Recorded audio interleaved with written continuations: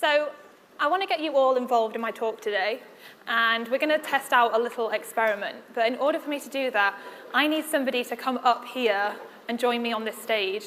So please, can I have a volunteer? Don't all run at once. So you can come and join me up here with Ted. We can have a little cup of tea together. Anyone?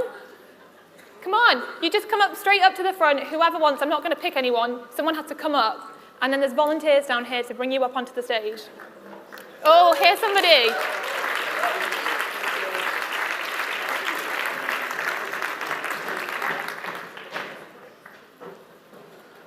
It's a bit of an obstacle course, I think. But I promise it's worth it.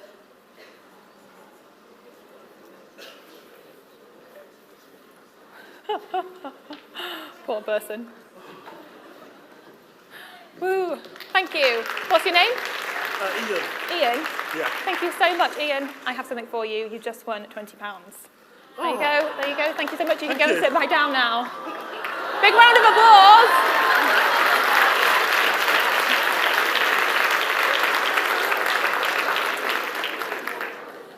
So, my question to you is this. Why didn't you volunteer? What stopped you from coming up here? My guess is it was probably for one of these reasons. Fear. Fear of coming up here in front of nearly 1,000 people. It's pretty damn scary. Or maybe it was fear of the unknown because you had no idea what I was going to get you to do. And maybe you thought, oh God, she's going to ask me to do something. I'm not going to be able to do it, and I'm going to look like a complete prat. Or maybe it was because of obstacles. There are quite a lot of obstacles in this room. Maybe you're so far at the back and you just thought, oh my goodness, I am so far away, it's dark, there's lots of tables in my way, I'll probably fall over someone like a fool, and I just can't do it, it's too difficult, someone else will have to volunteer for me. Or maybe it was just that it was lack of motivation. Maybe you just couldn't be bothered to move and come up here. But no matter what your reason was, your decision started up here in your mind. Because the moment I said, please can I have a volunteer, thoughts will have started flooding into your mind. That little voice inside your head would have started talking to you. And maybe for some of you, it was saying, oh God, what is this girl going to get us to do? I don't want to go up there. Please don't make us do anything really stupid. And then maybe for some other people, you were thinking, maybe down at the front, you were like, oh gosh, I don't want to do this. Look away, avoid eye contact, avoid eye contact. Then she won't pick me. And then maybe for some of you, the moment I said, please can I have a volunteer, maybe fear and doubt and worries just flooded through you at the prospect of actually coming up here, in front of so many people. And then, for those of you that did volunteer, you were thinking something entirely different. You were thinking things maybe like, ooh, she wants to volunteer. I wonder what she's going to get us to do. How exciting, I'm going to do it. Or maybe some of you thought, oh my gosh, this is really awkward. No one is volunteering, so I'm going to have to step up and do it.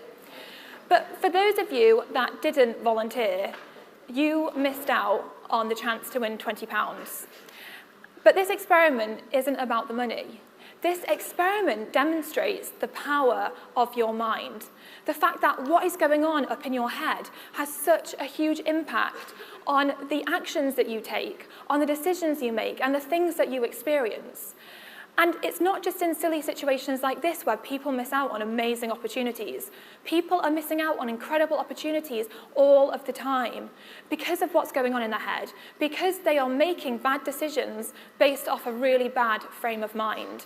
You know, those kind of self-limiting thoughts like, I can't do that, or I'm not good enough, or I don't have the time or the money. Or maybe it's that you think, I can't be bothered, I'll just do it tomorrow. But then you never do it. And so these wonderful ideas and these incredible potentials stay locked up inside, and you never do anything with them. And that is exactly what was happening to me a few years ago. It was the summer of 2005, and I'd just finished studying my first year of law at the University of Birmingham, and I had completely run out of money. And I was like, what am I going to do? And so I started to look around for jobs, and was looking around and found absolutely nothing appealing. So I was looking around for more opportunities, and eventually found this opportunity. It was to start my very own mobile phone unlocking business, which basically meant that if you had a mobile phone and it was locked to a certain network, and say you wanted to go travelling to Australia and use an Australian SIM card, you could come to the website and unlock your phone. There was just a few massive problems with this. First off, I didn't really know much about mobile phones beyond the fact that they made calls and sent texts, let alone mobile phone unlocking. And I had no idea how to build an online business. But the only other opportunity was to sell sweets at Cirque du Soleil. So I was like, sell sweets at Cirque du Soleil, start my own business. So I obviously went with the idea of starting my own business. It sounded way more adventurous. So I got started, and I realized really quickly that when you don't have a clue what to do, the only thing you can do is ask for help, and that is what I did. So I asked for help, and within a few short weeks, I'd put together probably the world's worst website, and I discovered Google AdWords as a way to drive traffic to the website. And with a credit card and a spending limit of £30 a day, my business was officially up and running. Then over the next couple of years, when I wasn't studying for my law degree, I was learning how to build this business. I was reading books, I was listening to audio programs, and in my final year, I went to night school to learn more about web development. I graduated in 2007 with an amazing degree and a business that was flying. And I decided that being an entrepreneur was going to be way more fun than being a lawyer. So I set my sights high, and I decided to take the business global, to build a successful global business. So we got a new supplier based in America who could unlock practically every phone under the sun. We redid the website, we expanded the team, we got really good at online marketing. And then within a few years, we were receiving over 100,000 hits to the website every month. And we were selling thousands and thousands of codes every single month. And I had reached my goal to build a successful global business. But there was one massive problem. I was miserable. I was running this business predominantly from my home office, where I lived in an apartment. My second bedroom was turned into an office. And I felt completely lonely, totally isolated and lost. Something that I think so many people experience, but not very many of us talk about. And I crumbled. I started to question everything, and I started to think questions like, what am I doing? What is the point of all of this? And the more I thought about those questions, the more confused I felt. And then the more confused I felt, the more these negative thoughts would cloud my mind, the more I began to doubt everything and worry about everything and just question everything. And as the months rolled by, I became more and more negative, more and more self-defeatist. And literally, this positive, optimistic, and go-get-it person that I once was had just disappeared. I'd become totally negative and self-sabotaging. I'd come up with ideas, I'd shoot them down, I'd talk myself out of it.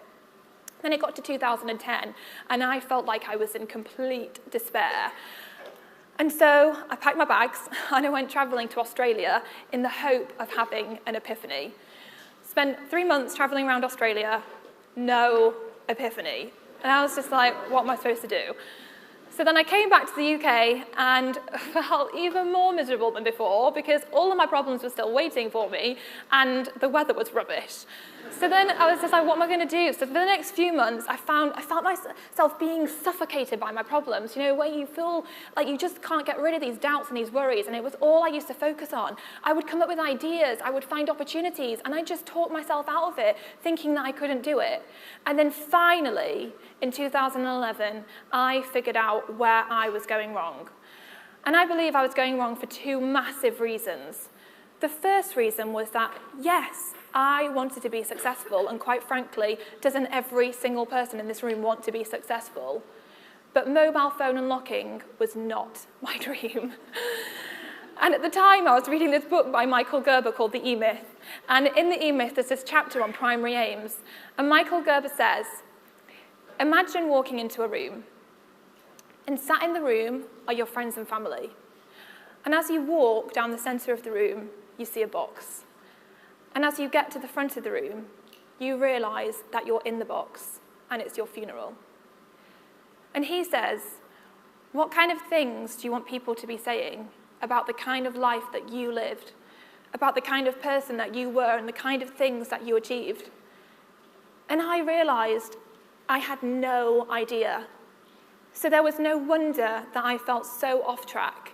I had never, ever been on track. And the second reason why I think I went wrong is because of what was going on up here, what was going on in my head, all these doubts, all these worries, all this self-limiting belief. And I came across a quote by Anthony Robbins that said, "Your destiny is determined by the choices you make. Choose now, choose well." And I realized that I was responsible for this misery. I was responsible for the fact that I was stuck in a rut. I remember looking at my life thinking, I am waking up every single day and focusing on my problems. I am waking up every day and giving so much focus and attention to all of these awful thoughts, these doubts and these worries. I'm coming up with ideas and I'm shooting them down. I'm talking myself out of doing anything whatsoever. And I realized that if I wanted to live an incredible life and achieve amazing things, and I really did, that I had to get my mind to be on the same wavelength as me. I realized that I had to figure out what it was that I wanted to achieve, why I wanted to achieve it, why it actually meant something to me. I had to figure out the kind of person that I needed to become in order to make it happen. And then I had to program my mind to make it happen. I had to program my mind for success.